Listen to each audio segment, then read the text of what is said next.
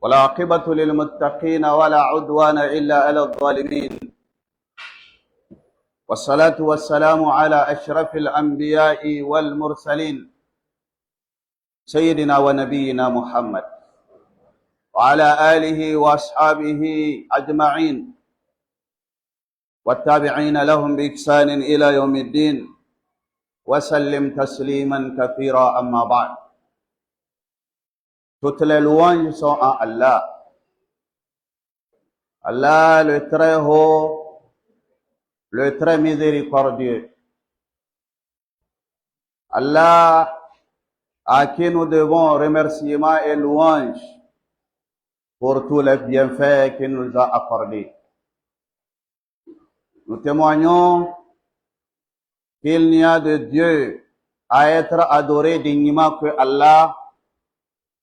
Nous témoignons également que le prophète Mohammed sallallahu alayhi wa sallam est son serviteur et son messager.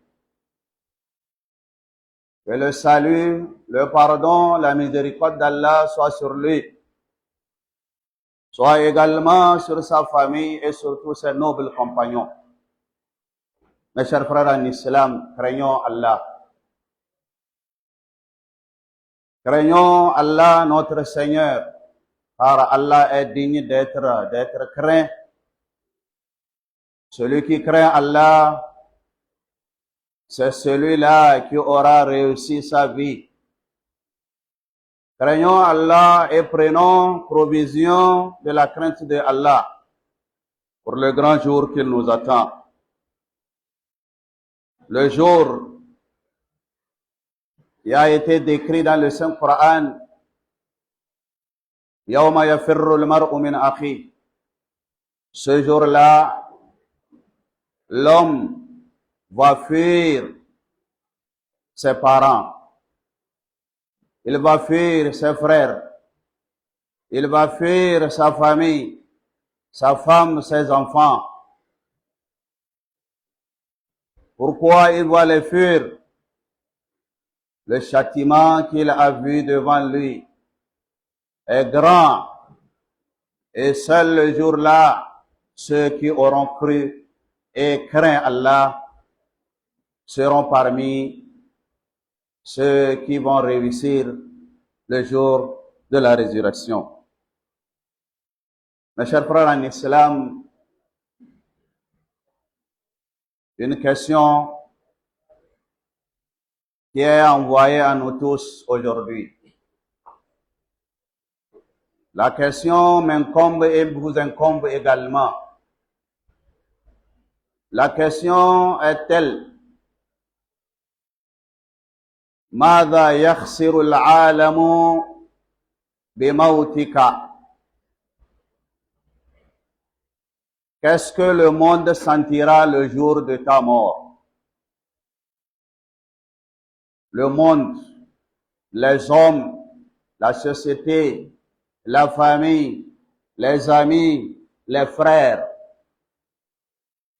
Que se passera-t-il à eux le jour de ta mort? Est-ce que ta mort sera pour eux un grand fardeau, une très grande tristesse, ou bien ils seront plutôt contents parce que tu es mort, parce que tu es parti? C'est ça la question que nous devons nous poser aujourd'hui. Dis-toi que si c'est aujourd'hui le jour de ta mort, que se passera-t-il dans le monde? Que se passera-t-il dans la communauté?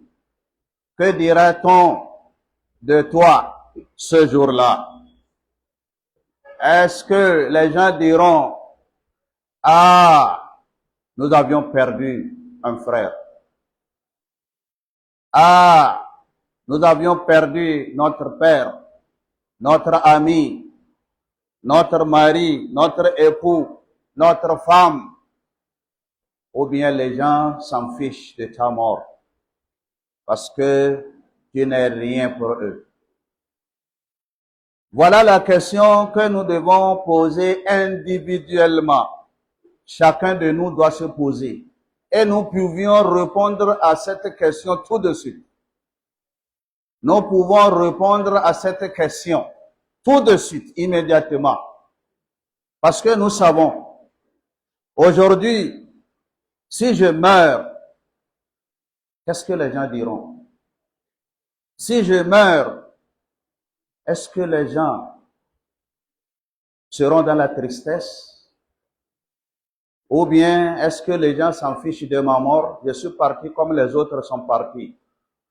Oui, la question est posée et la réponse est également avec nous. Mes chers frères en islam, nous allons tous partir. Puisque le prophète Mohammed, sallallahu alayhi wa sallam, est parti. S'il fallait avoir quelqu'un qui devait être éternellement sur cette terre, ce serait lui. Mais il est parti. Innaka mayyitun wa innahum mayyitun. Tu es mourant.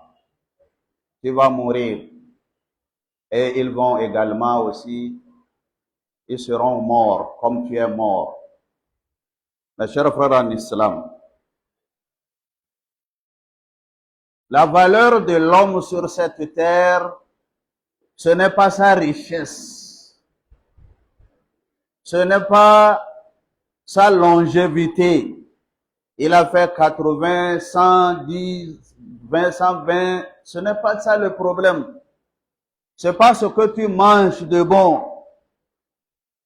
C'est pas la voiture ou les véhicules que tu montes. C'est pas la maison que tu habites.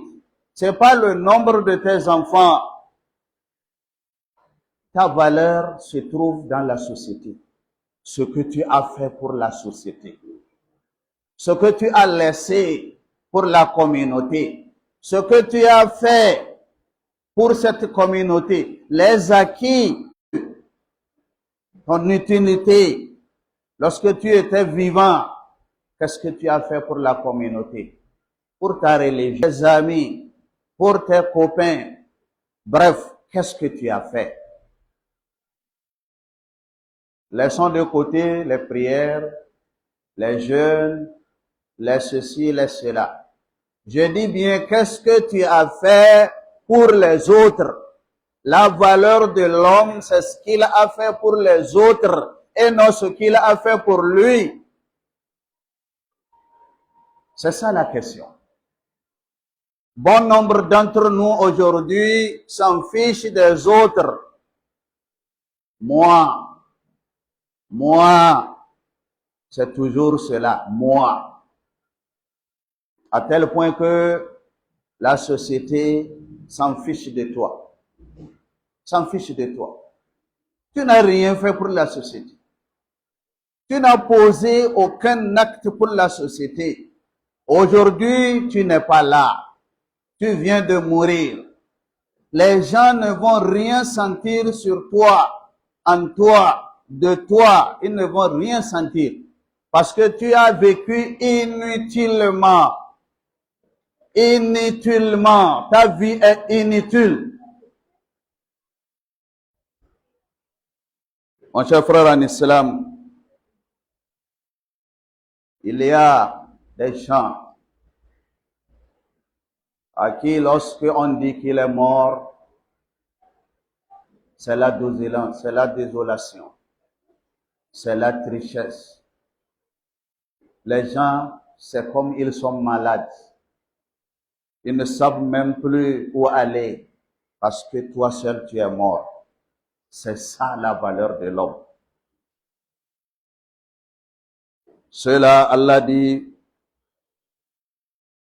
Alladhina yusari'una fil khayrat. Ce sont ceux-là, innahum kanu yusari'una fil khayrat. Ce sont ceux, lorsqu'ils étaient vivants, ils se précipitent pour faire le bien. Wa yad'unana ragaban wa rahaban. Et ils nous implorent, que ce soit dans la tristesse ou bien dans la richesse, que ce soit à bon gré ou bien parce qu'ils ont vécu en ayant crainte à Allah. Mon cher frère en islam, qu'est-ce que tu as laissé aujourd'hui pour que demain nous puissions nous rappeler de toi? Je dis bien, qu'est-ce que tu as posé comme acte aujourd'hui pour que si tu n'es pas là, nous allons regretter ton départ. Le prophète Mohammed, sallallahu alayhi wa sallam, une fois, on passait avec un mort. Et le prophète a dit, mustarihun wa mustarahun anu. Mustarihun wa mustarahun minhu. Le prophète a dit cela. Ça veut dire quoi? Les prophètes n'ont rien compris. Mustarihun. Les gens sont contents. Mustarahun minhu. Et les gens sont contents de lui. Ils sont libres. Ils sont en aisance. Ils se sont reposés. Ils se sont contentés de lui. Les gens n'ont pas compris, ils ont demandé au prophète, qu'est-ce que cela veut dire? Il dit oui. Lorsque un croyant meurt, il est libre. Il se repose du fardeau, des malheurs, des problèmes de la vie. C'est fini pour lui. Il se repose. Et les gens se sont reposés. Et les gens ont profité de lui pendant qu'il était vivant. Et le prophète dit, mais si c'est un mécréant, alors, et les gens, et les animaux, et les oiseaux, toutes les créatures se diront, Alhamdulillah, merci beaucoup à Allah, puisque celui-ci, il est mort. À partir d'aujourd'hui, nous sommes libres de lui. Nous sommes libres de son malheur. Nous sommes libres des problèmes qui ne cessent de nous amener. Mes chers frères en islam, c'est ça. Nous devons nous méfier de cette vie. Et nous devons tout faire pour être utiles à notre société. Pour que le jour où nous allons partir, nous sommes partis, les gens vont pleurer, mais ils vont s'apaiser également pour dire que oui, il est parti, mais il nous a laissé quelque chose. Le Saint-Coran nous dit, Inna nahnu nuhil mauta wa naktubu ma qaddamu wa atharahu. C'est nous qui ressuscitons les morts. C'est nous qui faisons de bonnes personnes. Et nous écrivons tout ce que l'homme a fait de bien.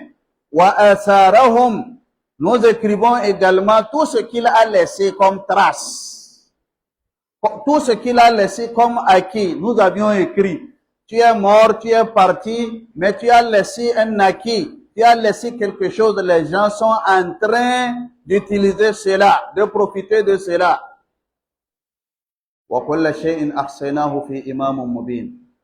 Chaque chose, nous avions calculé, compté et écrit dans le grand livre. Mes chers frères en islam, c'est ça la vie. Dans le monde islamique, dans le monde entier, il y a eu des personnes, à leur mort, même le prophète sallallahu alayhi wa sallam a pleuré. Saad ibn Muaz, lorsqu'il est mort, le prophète sallallahu alayhi wa sallam était venu. Ceux qui vont porter son corps sur leur tête, parmi eux il y a les hypocrites. Ils ont dit, oh, ce corps est trop léger. On ne dirait même pas que c'est un homme. Il est trop léger. C'est-à-dire, ils sont en train de penser mal de lui. Et le prophète Mohammed sallallahu alayhi wa sallam les a entendus dire que le corps est léger. Et il a dit, oui, vous ne le savez pas. Le corps est léger parce que c'est les anges qui sont en train de le porter et non vous. Les anges l'ont porté et parce que le trône de Allah est secoué à cause de la mort de Saad bin Muaz. Le trône de Allah s'est secoué. L'homme est parti. Lorsque Ja'far bin Abi Talib est revenu de l'Abyssinie, il a passé plus de 11 ans là-bas. Il est parti émigrer avec certains sahaba. Il a fait le bon travail là-bas. Les gens se sont convertis en islam. Même le président, le chef de Abyssinie, il s'est converti dans ses mains. Le jour qu'il est revenu de son voyage, le prophète sallallahu alayhi wa sallam, c'était le jour où les musulmans ont gagné la guerre de Khaybar. Et le prophète a dit, La adri bi ayyuhuma afrah. Je ne sais pas des deux réussites de quelle je suis content. Abi, Fathi Khaybar, Ambi Kuduni, Ja'far. Ou bien, c'est à cause de la réussite, le gain que nous avions eu à la guerre de Khaybar, ou bien de l'arrivée de Ja'far. Alors, lorsqu'il est mort, toute la ville de Médine, devant chaque maison, il y a des groupes de gens qui sont assis. Devant chaque maison de Médine, en train de pleurer sa mort. Mes chers frères en islam, c'est la vérité. Nous avons notre cheikh, notre papa qui est parti, le cheikh Abdel Jalil. Il a laissé des traces. Il a vécu pour les autres et non pour lui. Au Ghana, c'est lui qui a fait introduire dans les écoles officielles du Ghana l'étude de l'islam et de l'arabe. Il était au Nigeria. C'est lui qui a fait l'école anglo-arabe à Lagos. Aujourd'hui, les enfants issus de ces écoles-là sont devenus des avocats, des docteurs, connaissant l'islam et connaissant la langue moderne. Aujourd'hui, il nous a laissé notre école. Dans cette école, beaucoup d'élèves sont sortis. Certains sont actuellement dans la vie active. Certains sont toujours dans les écoles, dans les universités islamiques dans le monde entier. Et il a fait introduire l'école française dans cette école. Aujourd'hui, nous avons nos enfants. Au lieu d'aller dans les confessions religieuses des autres confessions, il y a des classes où on est en train d'enseigner et le programme officiel et la religion islamique. Il a laissé des acquis pour cette communauté. Gare à tous ceux qui vont oser. Gare à tous ceux qui vont oser pour remettre en cause ce que le grand cheikh a fait. Les acquis qu'il a laissés. Gare, je dis bien gare à ceux qui vont le faire. Soit disant, ils vont arranger, mais ils vont plutôt gâter. Gare à eux. La communauté de Kota, la communauté d'Akodé-Sewa, nous sommes tous appelés à préserver les acquis de ce grand homme. Il a lutté avec de hautes personnalités à Kota, les Alhaji Nuhu, les Alhaji Jobo, Zakaria, ils l'ont aidé jusqu'à ce qu'il a fait ce qu'il a fait. Maintenant, il nous a laissé et c'est à nous de préserver ce qu'il a fait pour que ceux qui viendront après nous vont le faire également. Que Allah subhanahu wa ta'ala les pardonne. Arrangeons. Je dis bien arrangeons. Faisons du bien. Laissons de bonnes choses. Nous sommes des jeunes. Nous sommes des vieux. Laissons de bonnes choses. Ne soyons pas ridicules. N'essayons pas de gâter. Quand on nous demande qu'est-ce que vous faites, non, nous sommes en train de arranger. Non, faites attention. Allah nous dit dans le Saint-Coran, lorsqu'on leur dit de ne pas gâter ce qu'on a laissé, sur cette terre. قالوا إنما نحن مسلمون. Ils disent que non, nous sommes en train d'arranger. Non. ألا إنهم هم المفسدون ولكن لا يشعرون. Ils sont plutôt en train de gâter sans le savoir. Dans la société, faites ce qui est bon pour que les autres puissent profiter de cela. Que Allah accepte nos pardons et qu'il nous fasse miséricorde. Muna godiya ga Allah subhanahu wa ta'ala, muna salati ga Annabi Muhammad sallallahu alaihi wa sallam. In wa musulmai mu ji tsoron Allah a duk inda muke. Tsoron Allah zai taimake mu ranar